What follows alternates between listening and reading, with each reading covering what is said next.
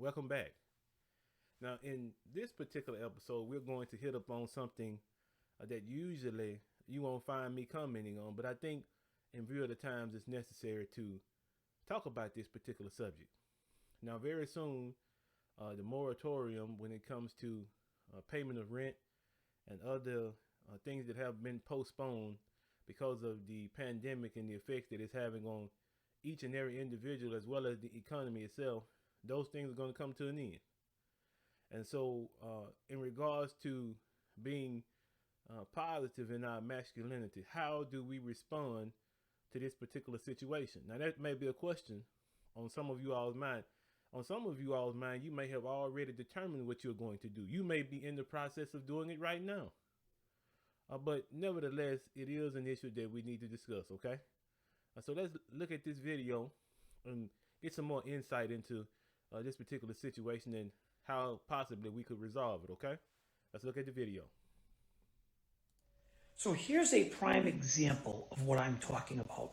This tenant right here has lived in my apartment for 12 months without paying a dime.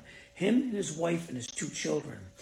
He said he was out of work and that's why he couldn't pay his rent.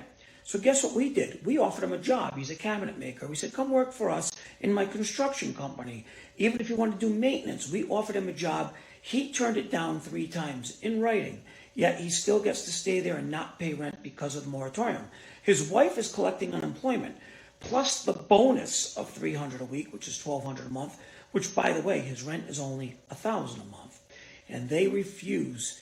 She turned down a job 3 times. We offered her an office job, something that's unskilled labor, to give them an opportunity to work and better themselves. And they've chosen to turn it down and waive the moratorium at us. And of course, as you're all well aware, the moratorium has been extended into October, and they still get to live for free, setting a terrible example for their kids, refusing to work. Who does that?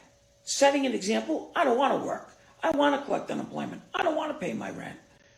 That's what we're training people to do now these days. Yet you folks don't understand why I get upset. 12 months, do the math, $12,000, has not had to pay a dime because of the moratorium. He will owe it later.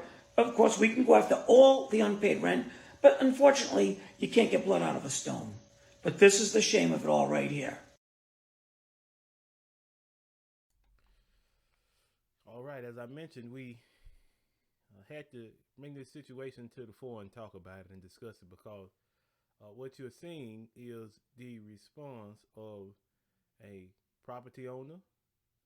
He has demonstrated quite a bit of patience with this particular family, with this husband and wife and 2 children.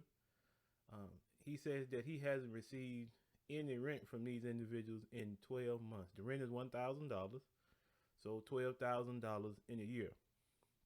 So now, why is this something that I felt was something that we needed to address? Because it was the response by the on the part of the individual who is the head of the household.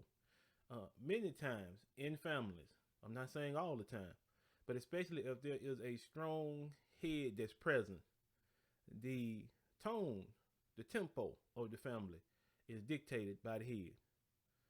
What is decided upon is dictated by the head. And so in this particular instance, did the head of this particular family, did he move in a way that would position his family to have the things that they needed, not just temporarily in the present, but then also in the future?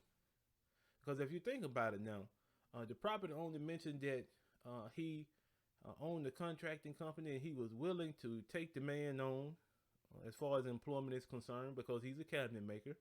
And then they were going to give the wife some kind of secretarial duties within the main office. And both turned down employment. First of all, I have an issue with that because if you don't have a job and someone is willing to give you an opportunity to earn a living, then you should never turn that down. And the work that is being described is good, honest. It may be hard, but it's good, honest work. It's work that will allow you to get back up on your feet. It's work that will allow you to perhaps start something that will last on into the future. Because who knows if this man had taken this opportunity to become part of this man's construction crew, then maybe there could have been an offshoot for him in the area that he specialized in. He's a cabinet maker.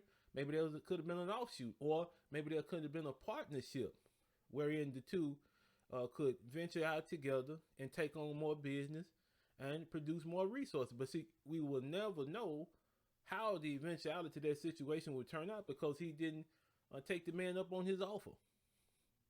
And so I think it really paints a bad picture. But now, does this speak of a greater problem that might exist in society?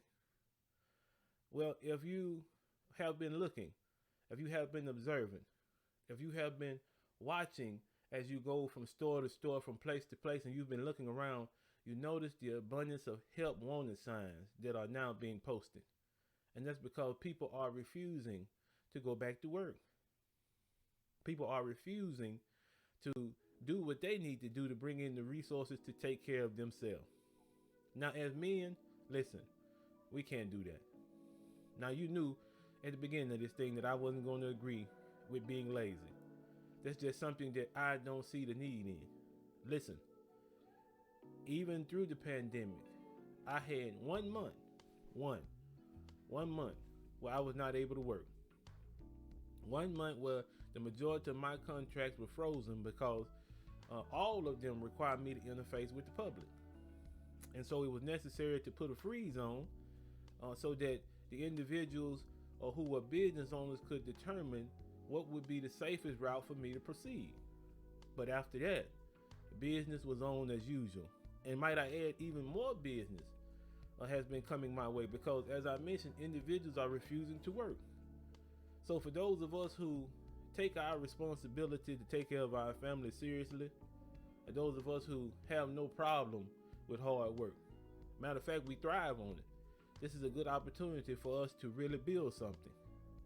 Because while the other individuals are waiting on the handout, we can be making sure that things are in place for our business, not only to continue to stay afloat, but to grow and to mature and to produce more resources. This is what I'm looking at. And I encourage the rest of you to look in the same direction, because there is no happy ending to this story. Because when the rent moratorium is up, the man is going to be responsible for each and every dime of that rent money. And anything else that he's been postponing, it's going to come due. And when it comes due, do you think he's going to have the resources that he needs to make the payments necessary to bring himself current? If he's not working now, if he hasn't been working in the past, there's absolutely no way that he can bring all his bills current. We do not want to fall into this particular line of thinking. You are responsible for taking care of yourself. Make that the primary goal in life, so that when you look back on things, you can look and you can have an air of pride about it, because not only were you able to move through difficult times, but you moved through difficult times while at the same time maintaining a way to take care of yourself and your family. Those are my thoughts on the video. Please like, comment, and subscribe. Be easy.